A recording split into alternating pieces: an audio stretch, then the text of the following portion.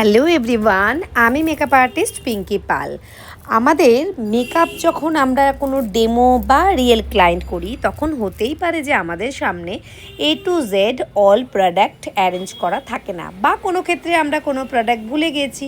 তো সেই রকমই আমাদের ম্যাকে যে মাস্টার ক্লাসটা হয়েছিল, একটা দারুণ একটা ঘটনা ঘটেছিল, এবং সেখান থেকে আমিও কিছু শিখেছি এবং তোমরাও কিছু শিখতে পারবে। আমরা এই আই শ্যাডোটা তোমরা দেখলে যে কিভাবে আই শ্যাডোটা কতটা সুন্দর একটা আই শ্যাডো হয়েছে, সেটা কিভাবে করেছি তোমাদের সাথে শেয়ার করব।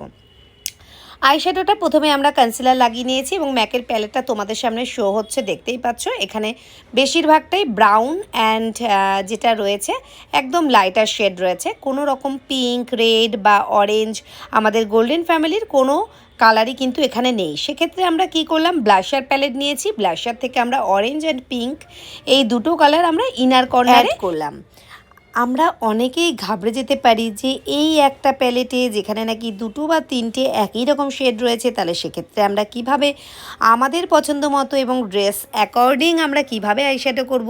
সেক্ষেত্রে আমি কিন্তু ব্লাশার প্যালেট যেটা ছিল সেটা ক্রিম ব্লাশার প্যালেট ছিল, হ্যাঁ।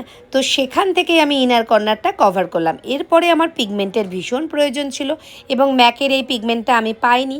সেক্ষেত্রে আমরা কি করলাম, একটা ফেসের হাইলাইটার ইউজ করলাম, যেটা নাকি পিঙ্কেস কালারের যে হাইলাইটারটা সেটা ইউজ করেছি, আর ও ডার্লিং হাইলাইটার ইউজ করেছি। দেন তারপরেই আমরা আইশ্যাডোটা কমপ্লিট করলাম। দেখো তো এবার কেমন লাগছে আমাদের আইশ্যাডোটা দেখে। কি মনে হচ্ছে যে আমরা যে আইশ্যাডো করতে গিয়ে যে পিঙ্ক কালার লাগিয়েছি সেটা আদেও আইশ্যাডো নয়, সেটা একটা ব্লাশার